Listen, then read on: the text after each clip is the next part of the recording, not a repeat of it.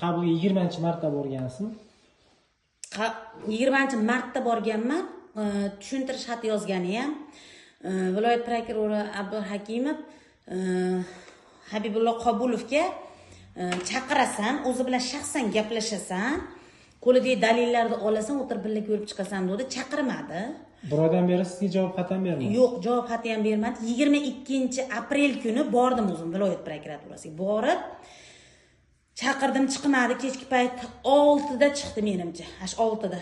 O'shatiga qaramay, lekin 5:30da qaraganimda chiqmadi. Zafar aka degan odam mibda ishingiz tugagan ekan, sudda ekan ishingiz, dedi. Sudda emas, sudni ajratib qo'yinglar dedim. Kecha viloyat prokurori xuddi shu gapni aytdi. O'tgan safar ham aytganda shuni. Mibda meni ishim, meni chaqirish kerak edi. 1 oy bo'ldi men qabulga kirganimda. Dan beri hozir уже 1 oy bo'ldi ishimni yopib yuborgandim meni chaqirmasdan deb ashuna desam, keyin bunaqa qilib ichkarida o'tirib, yo'q, hali undan u xilda bu xilda gap gapirishadi desam, keyin o'tiraman, qachon ketguncha mana shu yerdan o'tadi-yu deb o'tirdim, yana 1 soatmi, yarim soat, 1 soat bo'lmadi. Yarim soatdan uzoqroq bo'ldi ama. 1 soatga yetmadik, o'tirdik, keyin Habibullaga tushdi. Habibullo Qabulov tushdi. Keyin ashitda gaplashdim. Gaplashganimdan keyin erta menga munosabati viloyat prokuraturasi, siz viloyat prokurorini oldida vijdoningiz bilan ish qilib bering dedingiz. Men unaqa demadim. To'g'ri, vijdonni o'rtaga qo'shdim. Siz katta yoshli odamligingizga, meni murojaatim sizga tushganiga, tajribangiz ko'pligiga ishonib, ham sizlar Qobulovlar oilasida vijdonli odamlar ko'pligini bilaman men. Siz bunaqa qilmaysiz, lekin meni biror marta chaqirmadingiz dedim. Lekin vijdoningiz bilan ish qilib bering demadim. Ashuna dedim o'ma. Siz ashunda meni vijdonimga gapirdingiz deb, hali o'tdi menga qaslashib olgandek, qasddan ish olib boradigandek tuyuldi munosabatidan. Lekin viloyat prokurori o'rganish ma'lumotnomasidan asha xizmat tekshiruvi o'tkazgan bo'lsa, o'sha xizmat tekshiruvining ma'lumotnomasidan va menga beradigan javob xatiniga asos qilib olgan deyiladi yig'ilgan dalillardan nusxa berasiz degan Habibullo Qobulovga shunday topshiriq qilgan, lekin u menga javob xati beraman dedi. Menga javob xati kerak emas, menga ashlar kerak, uni tepasida bo'ladi javob xati deb gaplashib keldim. Gaplashib kelganimdan keyin kecha 24-sanada Qo'rg'ontepada deb yozishibdi. Asli Qorasuvda Sohibqiron bir narsa joyida ekan, Sohibqiron shaharchasida ekan. Ashaqqa bordik qabulga. Viloyat prokurori boshqa viloyatlardan MIBdan, bandlikdanmi xodim chaqirib, mana shu ishni ko'rib, aytgandek qilib berasizlar dedi. Keyin bitta Davron degani bor usulda. Usul bo'lim boshlig'i ekan, Namanganlik odam ekan. Nima bu 232 bilan palon deyatdi. Sudni ishini nariyoqqa qo'yib qo'yinglar dedi. Viloyat prokurori bo'layotgan holatni Hoshimova Nezzashto Mamajonovani o'rniga javob berayotganini, erta qisqarishda Mamajonovani imzosi turganini, Hoshimova sakrashiniya qila olmasligini bilib, tushunib turibdi. Lekin shu usulni boshlig'i Davron menimcha taxmin qilyapman. Chunki o'zini harakatlarida bildirib qo'yapti. Bu ishda yuraverib xodimlar, fuqarolar, prokurorlar qanchalik darajada harakatidan qilayotgan noqonuniy holatini bilsa, prokurorlarni ham noqonuniy harakatini takror yurgan fuqarolar bilib qoldi-da. Men shu fuqarolardan bittasi bo'lib qoldim-da hozir.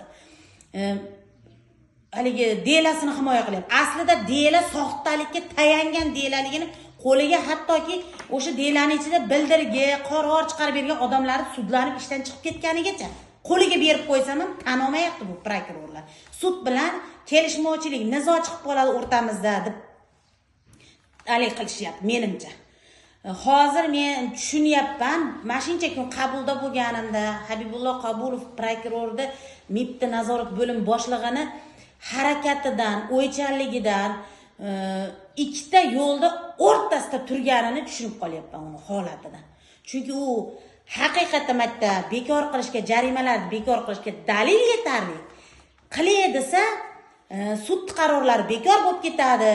Sud bilan nizo kelib chiqadi deb ba'da usul bo'lim ushab turibdi. Meni taxminimcha shunday turibdi.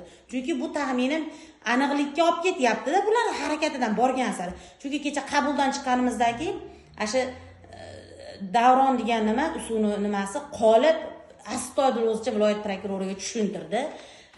Lekin erta 1 yil oldingi Mamajonovaning bergan ma'lumoti 1 yil oldin. 1 yildan keyin Mamajonovaning bergan ma'lumoti bor, MIPT delasini ichida. Haqiqatda sakrasheniya bo'lgan 45 degan ma'lumoti ham turibdi. Mehnat ta'tilida bo'lmagan degan ma'lum. Unisi 1 yil 22-yildagi. 23-yilga urib o'tib ketishyapti uni. Eski yillik bilan yangi yilga urib bu mehnat ta'tilida bo'lmagan deb o'tib ketyapti. Endi Mamajonovani Tanzila Norboyeva singlisi bo'lib, menga adovati borligi uchun u hozir ham zindon adovatini qilyapti. Agar zindon adovatini qilmasa, tizimda bo'pti, adovatini bir chekkaga surib qo'yadigan bo'lsa, adovatim yo'q degan bilan u adovat yo'q bo'lib qolmaydi. Chunki zindon qilyapti. Buni o'zlari bilib turibdi.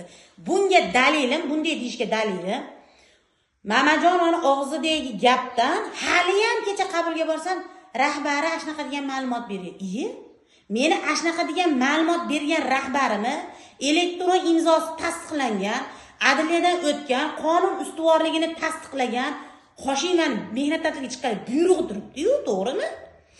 U buyruqni qo'liga olmagan taqdirda ham ashi jarima chiqargan MIPT xodimi Husanov o'zini yozma dalolatnomasida ishxonaga Hoshimga bormasdan mehnat ta'tiliga chiqib ketganini hamshirasi Palonchiyeva orqali bildik deb yozib ketyapti-yu. Bilib turib qilyaptimi? Yo men noto'g'ri gapiryapmanmi? Qonun ustuvormi? Yoki Mamajonovani Tanzila Norboyeva singlisi bo'lganligi uchun uni og'zidan chiqqan gap ustuvormi? Bu bir. Ikkinchisi, farmon bo'yicha ogohlantirilgan. Xalq ta'limi bilan maktabgacha ta'limi qo'shilishga chiqqan farmonning mazmun mohiyati, men viloyat boshqarmamizdan xat olib qo'yganman u bo'yicha.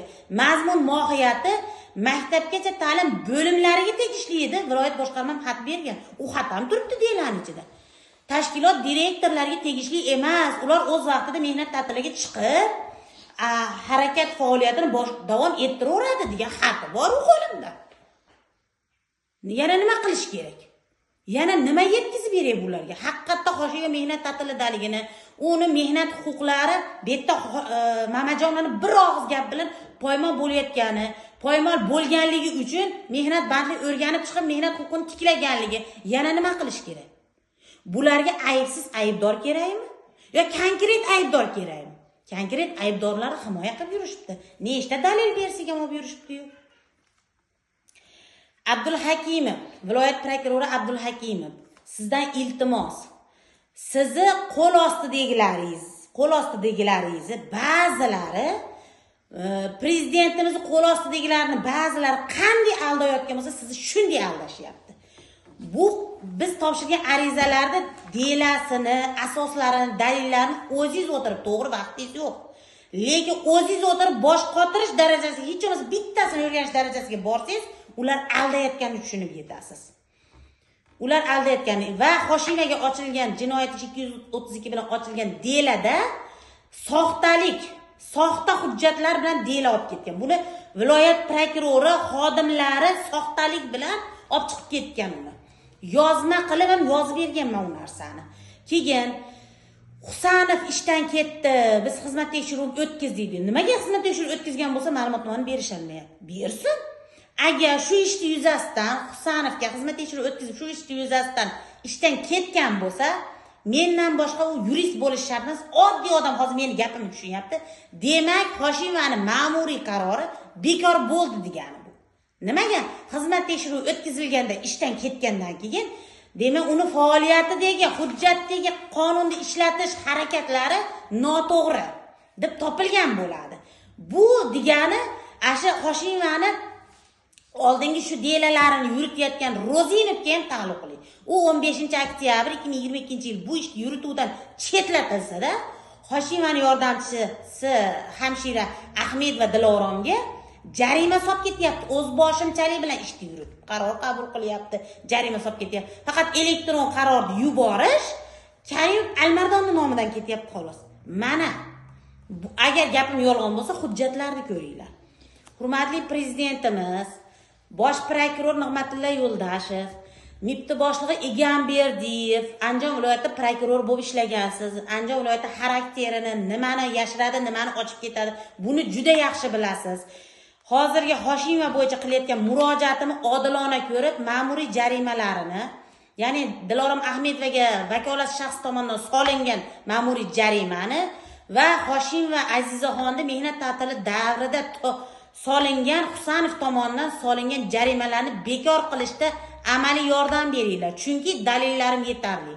Bu jarimalar solinish jarayonida ham soxtakorlikka, soxta hujjatlarga, tashkilot rahbarlari ishdan chiqib ketgan davriga, ayblanib chiqib ketgan davriga soxta hujjatlar bilan yig'ib ketilgan.